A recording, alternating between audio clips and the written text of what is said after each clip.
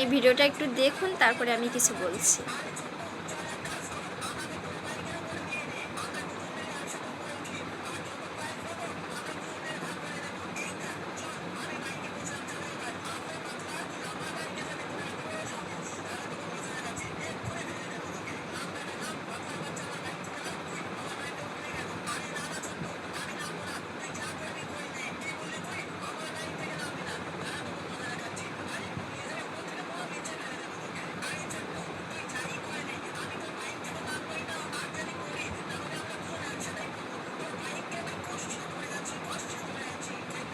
এই যে ভিডিওটা আপনারা দেখলেন,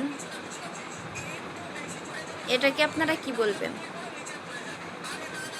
গত কিছুদিন আপনারা দেখতেছেন যে এই রুমের মধ্যে এই মেয়েটা ছিল, এই মেয়েটার এই পোশাকটাও পরা ছিল, এই বিছানাটা ছিল, সাথে একজন এমপি ছিল।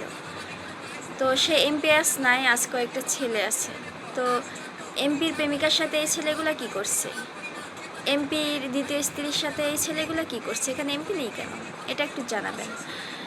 এমপি যদি এরকম কিছু করতো, যদি ঘটনাটা সত্য হতো, তাহলে আপনারা হয়তো এতটুকু বুঝতেন যে এমপি কিন্তু একজন বর্তমানের এমপি, তার কিন্তু টাকা পয়সার অভাব নেই। সে কিন্তু এরকম কাজে যদি যেত, অবশ্যই তার রুমের বাইরে দুইজন গার্ড রাখতে পারতো তাকে সাবধান করানোর জন্য, ঠিক আছে, যে কেউ আসলে আমাকে সাবধান করবেন।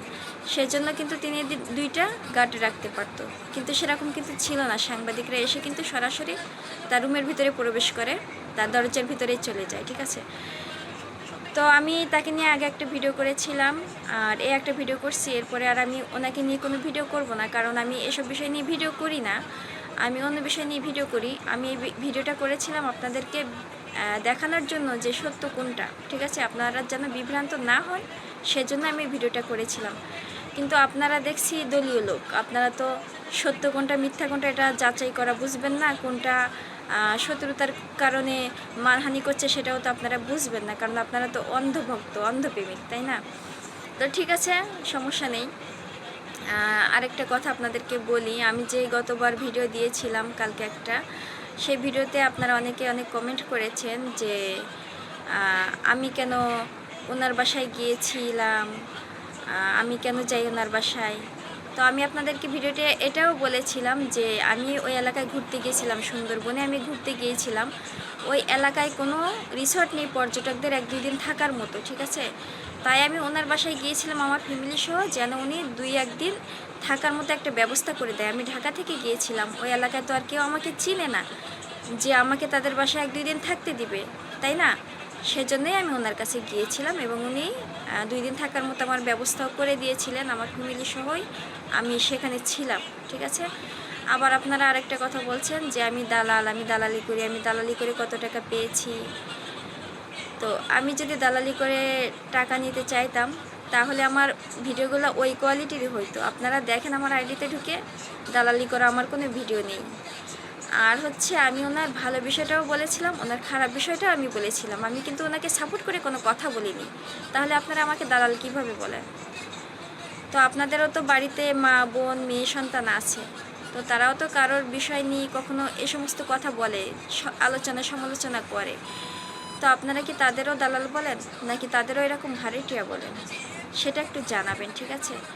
তো ঠিক আছে, আপনারা যেটা বলেছেন আমি কিছু মনে করিনি, ঠিক আছে।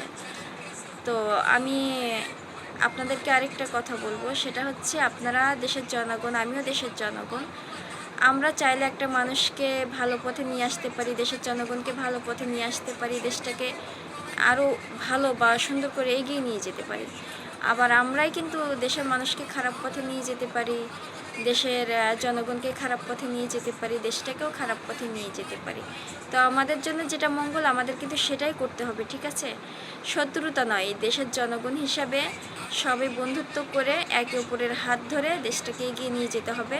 এরকম দ্বন্দ্ব করে চললে দেশটা এগোতে পারবে না। তবে হ্যাঁ, যে অন্যায় করবে প্রমাণিত হওয়ার পরে তাকে শাস্তি দিতে হবে, এটাও ঠিক। তবে কোনো নিরপরাধীকে যদি ফাঁসানোর চেষ্টা করে, সেটাও কিন্তু ঘাটিয়ে দেখতে হবে, যাচাই করে দেখতে হবে, তারপরে সিদ্ধান্ত নিতে হবে, ঠিক আছে। তো সবাই ভালো থাকবেন।